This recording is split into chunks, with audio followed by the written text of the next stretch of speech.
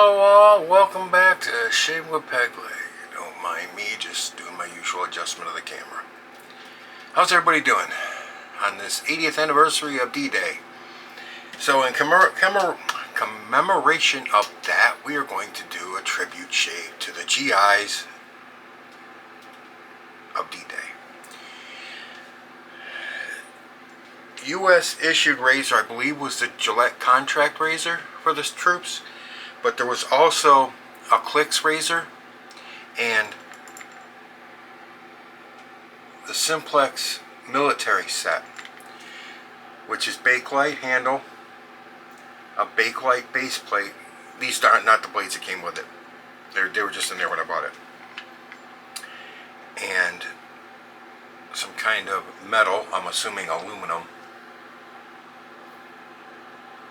top cap.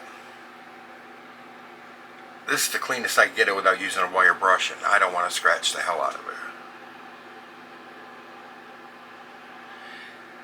it. You can't really scrape it well with a fingernail either, so I don't know what it is, but it doesn't hurt to shave.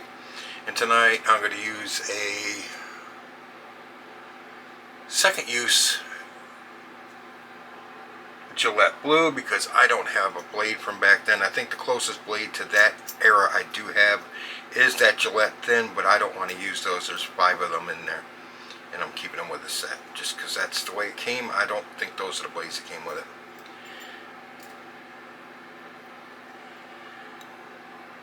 And it sits in like a Gillette tech. Base plate on, screw the handle on.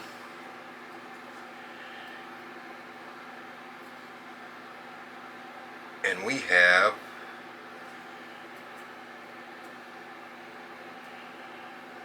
a Bakelite razor, metal cap, Gillette blade,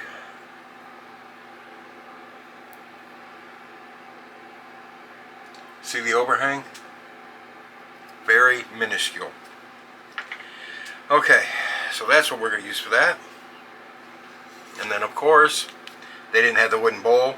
They probably carried it in a little canvas sack or wrapped it in a rag or something. The Williams mug soap. Or they had a stick of some kind. The closest thing I have to the era is the Williams. And if they carried a brush and just didn't use their hand, they probably carried something along the lines of this Burma Shave, which has been soaking, since I don't have a metal canteen cup, just in my cup, in cold water. Yes, this is going to be a cold water shave. I only have 1 tub of water tonight, representing the helmet full of water that they would shave out of, and that's it. Razor, blade, soap, water, done. Where's the post shave, Scott? Well, guess what? I don't think they used post shave, alum stick, witch hazel, aftershave, and balm in the field. I think they used soap, a razor, a blade, water, done. And they only really shaved, if you look at pictures of the guys from World War II, after D-Day, a lot of those guys hadn't shaved in a week or 2. And the only time I think they really did is when some by-the-book officer came around and told them they had to shave. Which is kind of the reason I'm shaving tonight, because the major, she told me I have to shave tonight since I didn't shave last night. You know the major pain in the ass, the wife, yes, just kidding, but it's true, isn't it, guys? Anyway, just kidding. I'm not even using the spray bottles tonight. I'm gonna do the best I can with what I got. That's why no shirt, because I am going to be dripping. And we're just going to...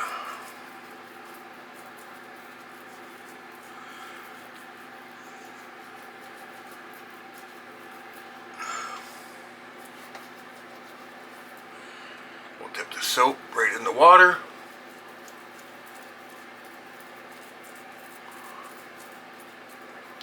And guess what, guys? Since we're in the field shaving, we're only doing 1 pass.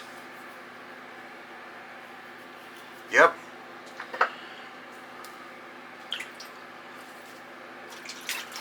Will that work? I don't know if that'll work or not. Because if they didn't have a brush, I'm sure they just dipped their hand in their helmet with water and lathered it up. Yeah, see, I didn't even need the brush. This is what they would have done. Now, I've never really talked about it. My great uncle, my grandfather's brother, he came in 3 days after, or 5 days, 5 days after D-Day. He was an engineer.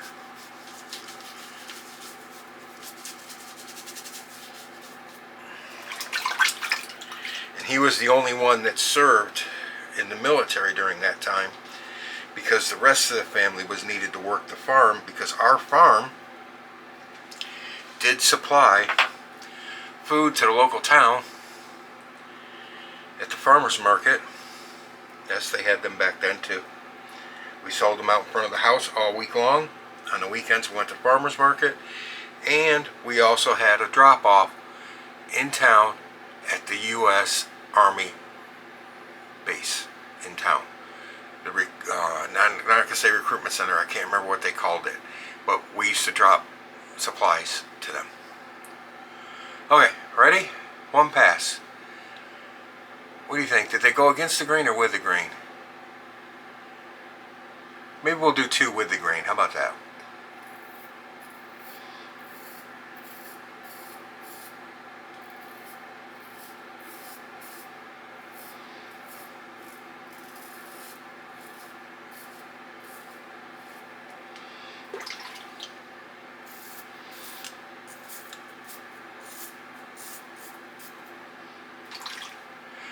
On D-Day, oh, you knew I was going to do some history on it, right?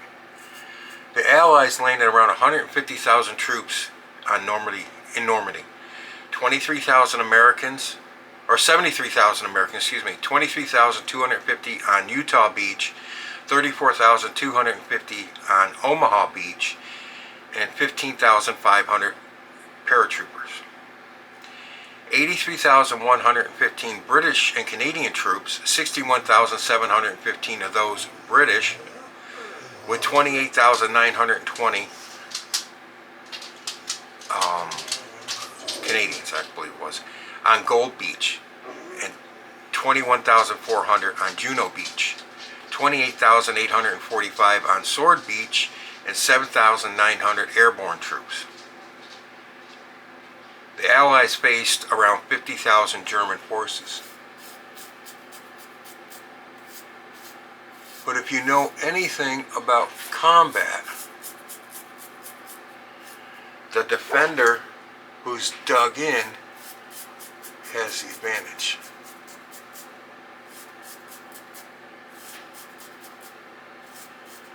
And no, the troops didn't have a goatee to worry about either, so.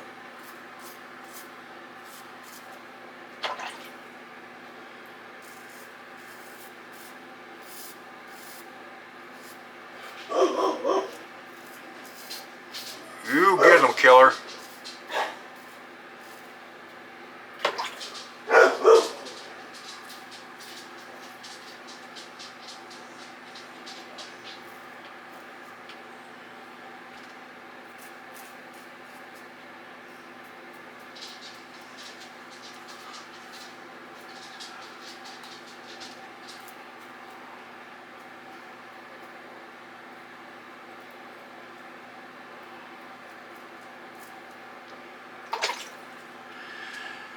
There was over 195,000 naval personnel from 8 Allied countries that manned 7,000 ships and landing craft, including 1,213 naval combat ships, 4,126 landing ships and landing craft, 736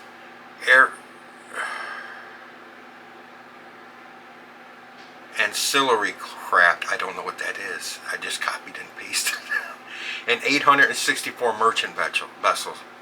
Aircraft-wise, there was 12,000 Allied aircraft supporting the operation, including 11,500 aircraft that were available to support the landings on D-Day alone, flying 14,674 sorties and only losing 127 paratroopers to crashes, I believe it was. More than 13,000 paratroopers were flown from bases in southern England to Cotentin to the Cotentin Peninsula in approximately 925 C-47 airplanes. That's a lot of airplanes. You know what, guys? I'm pretty smooth.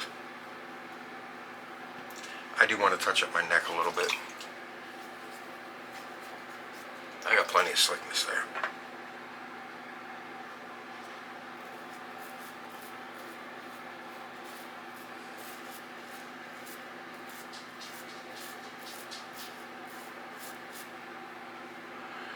Is it perfect? No. Is it DFS? Yeah. So the major I should pass inspection tonight. Alright. Little known fact.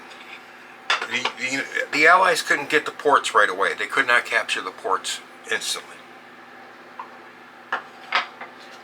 Because of the landings, you know. They had to build ports. And they built what they call mulberry harbors. They built things for breakwaters, and they had 2 to 3, depending on which one. What time, what point after the invasion, and which harbor it was that they were building. They either had 2 breakwaters or 3 breakwaters. And they used what they called a mulberry, which was invented in England by English engineers. They built a structure, big square thing. They floated it out across the channel, and they left in the morning that the D-Day invasion started from England, because they were crossing the channel at 8 knots. They were going very slow because they were on barges, flat boats, and they couldn't take swells. And they lost a few during the crossing. They get them over there, then the engineers would jump off the boat onto the platform, assemble it, and then sink it in place, and it would become a pier where you could walk out on it, and they did that right up to the beach. It was pretty cool. So they could unload supplies for all the troops. Otherwise, the troops would be relying on boats that, under that amount of strain, trying to bring in food, fuel, ammunition, medical supplies for the medics, pulling troops back to the ships, they would be breaking down. There'd be too many trips. You'd lose too many ships. You wouldn't be able to maintain it. So they decided to do the mulberry harbors, which is pretty interesting. Okay, the British and the Americans both got a mulberry harbor set up in their sections. And by the 18th of June, now that's what? 12 days after they first hit the beach, the jetties, the piers were working. They were using them in 12 days. They put down the breakwaters and they put down the piers in 12 days. That's working it, guys. And the U.S. had two piers going and 4 pier heads. They had 2 piers going out and 4 pier heads. They get 2 coming off one, 2 coming off the other. They were working, and they were going to add more as they made them bigger. But on the 19th of June, a storm blew through, destroyed the American Mulberry Harbor, just obliterated. The breakwaters weren't big enough to accommodate the storm. They just obliterated the American harbor. The British one took a lot of damage.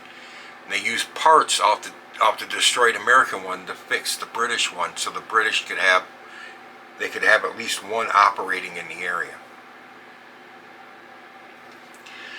Now, going back to what we were talking about with these guys, this is something a lot of people I don't think really think about.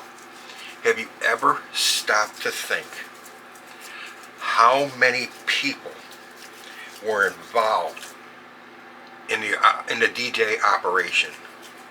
Operation Overlord. That's what it was called. How many actual people, not just the troops. The troops are one thing. How many people were behind these troops, designing Mulberry Harbors, designing devices so they could get the tanks to float ashore because they couldn't get the ships up close enough to drop them on shore. They had to drop them off at sea and they'd float in. How many people yeah, let's try lathering it instead of just taking the soap right out the buck. How about that?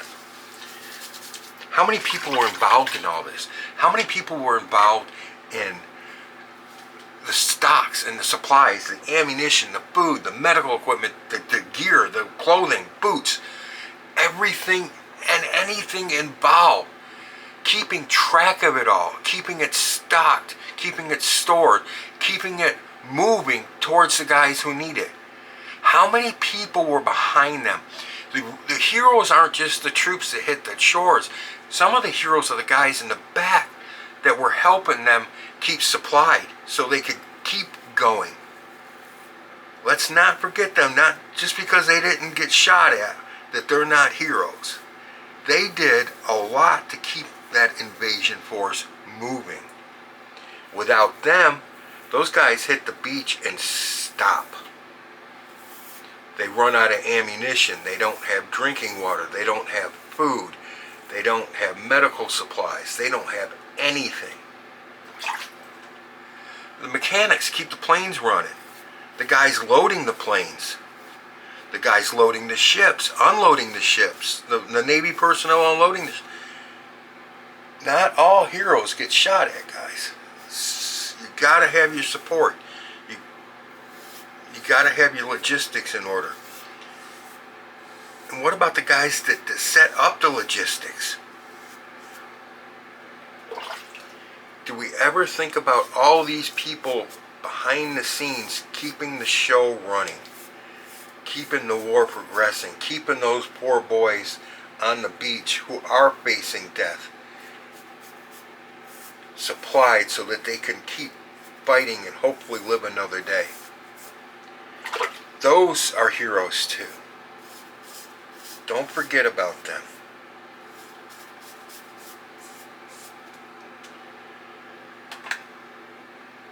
There's something else on here. Oh, the Brits also came up with another great idea. There's some smart people over there in that little island. You know that? Instead of shipping refined oil and gasoline and diesel, instead of shipping it over on boats or trying to fly it over on planes, they had this all set up and ready to go. So as soon as the beach was taken and they had a foothold and the troops weren't getting pushed back, they started laying a pipeline under the English Channel, on the bottom, on the floor of the English Channel. It was called Operation Pluto, and Pluto was P-L-U-T-O, and it stood for pipeline under the ocean, or pipeline underwater transportation of oil. And it was written as Operation Pluto.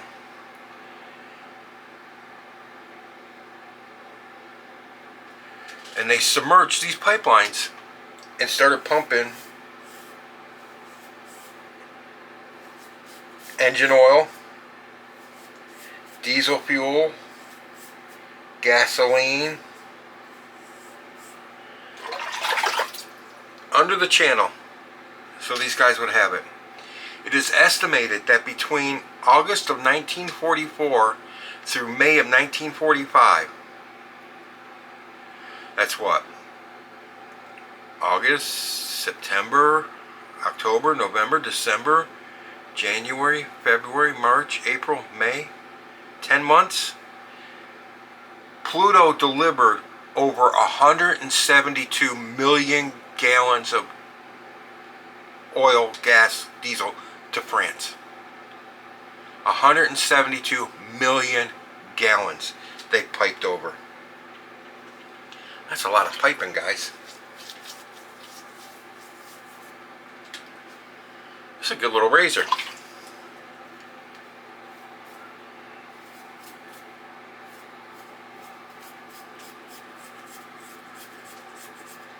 And yes, I did it without my smock on because those guys would have either worn just a t-shirt or no shirt at all when they shaved out in the field. And I wasn't going outside wearing no shirt. The neighbors be calling the cops on me.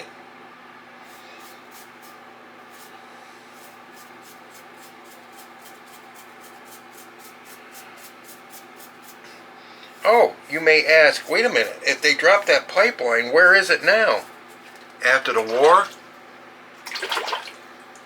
they sold the rights to it to salvage companies who went and raised the pipelines. And they melted them back down for the lead that they contained.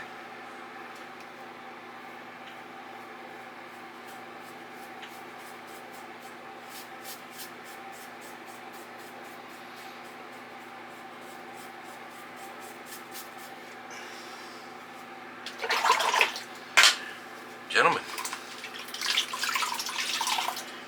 dip my rag into my helmet. Wipe my head.